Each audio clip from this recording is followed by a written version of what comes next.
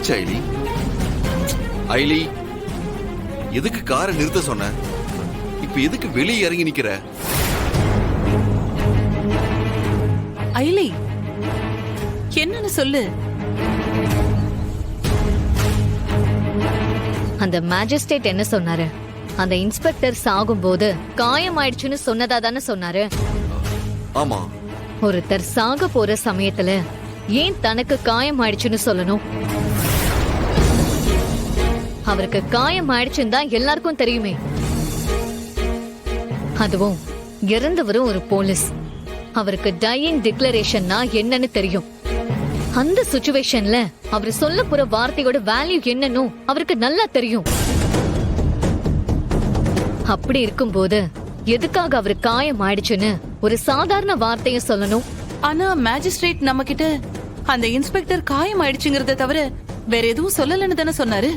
அந்த ஒரு வார்த்தையிலேயே நிறைய அர்த்தம் இருக்கலாம் அண்ணி. மேபி மேஜிஸ்ட்ரேட் அப்படி எதுவும் யோசிக்காம விட்டுருக்கலாம். அந்த இன்ஸ்பெக்டர் காயம் ஆயிடுச்சுன்னு சொன்னது அவருக்கா இருக்காது, வேற யாருக்காவதா தான் இருக்கும். அவர் வேற யாரு சொல்லிருப்பாரு நினைக்கிற? வர்மாவுக்கு காயம் ஆயிடுச்சுன்னு சொல்லிருக்கலாம்ல.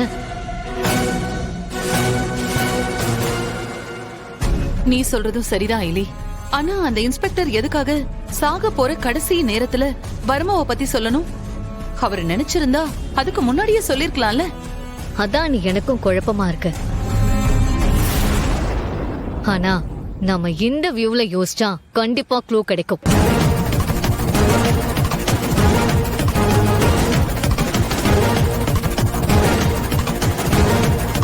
என்னடா?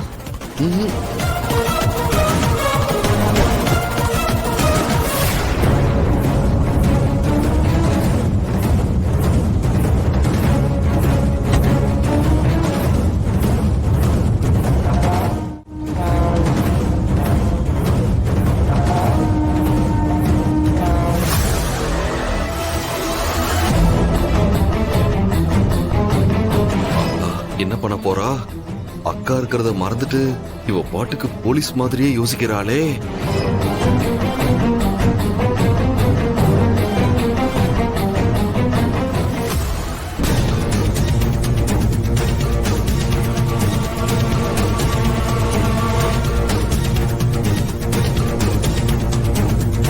அண்ணி, நமக்கு ஆன்சர் கிடைக்காத எந்த ஒரு விஷயமா இருந்தாலும் சரி, அதை சுத்தி 360 டிகிரிலையும் கொஞ்சம் பொறுமையா யோசிச்சா கண்டிப்பா ஆன்சர் கிடைச்சிரும். ஆஹா, ஆர்வ கோளாறுல அக்கா நம்ம கூட இருக்கிறதையே மறந்துட்டாளே.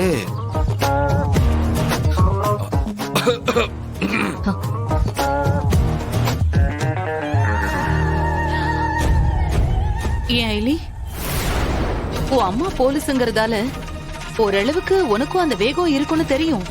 அதுக்காக இப்படி எக்ஸாக்ட்டா போலீஸாவே யோசிக்கிறியே. இதையும் அம்மாவை பார்த்துதான் கத்துக்கிட்டியா? அதுவும் அந்த சின்ன வயசுல?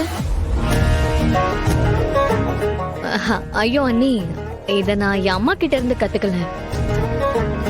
நான் தான் ஒரு கிரைம் நாவல் படிச்சேன்னு சொன்னேன்ல, அதுல வர ஹீரோயின் ஒரு கேஸ் இப்படிதான் டீல் பண்ணுவா.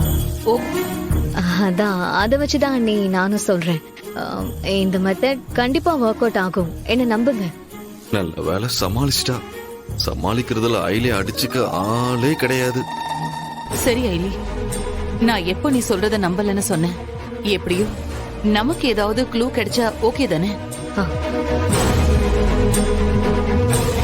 காயம் பட்டுச்சு. யாருக்கு காயம் பட்டுச்சு? இன்ஸ்பெக்டருக்கு தான் காயம் பட்டுச்சுன்னா அது அவர் சொல்ல வேண்டிய அவசியமே இல்லை. சோ அவர் வேற யாருக்கோ தான் காயம் பட்டத சொல்ல வந்திருக்காரு. ஒருவேளை அந்த வேற ஆள் வர்மாவா இருந்தா?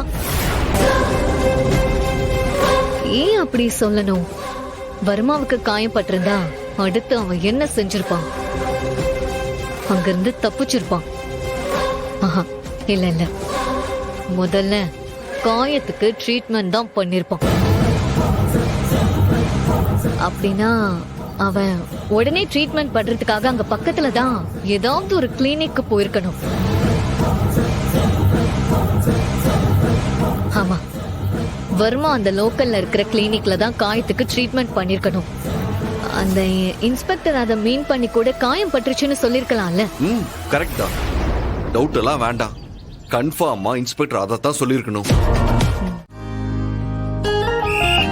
கிளம்பு கிளம்பு. ஏமா டைம் ஆச்சுமா, கிளம்புங்க. போ போ போ போ போங்க போங்க. எப்பா தம்பி உனக்கு தான் டைம் ஆச்சு, கிளம்பு கிளம்பு. போ போ போ எல்லாம் போங்க போங்க. எப்பா டைம் ஆச்சுப்பா, போப்பா.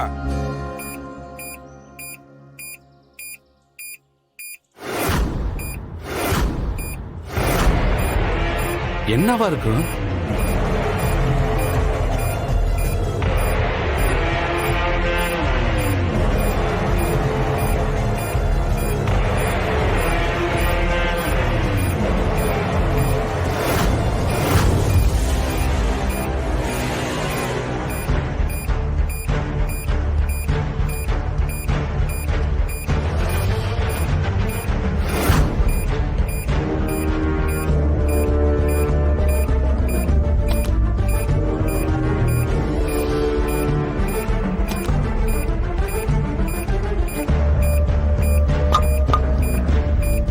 எல்லாம் வெளியே போ வெளியே போ வெளியே போ வெளியே போ.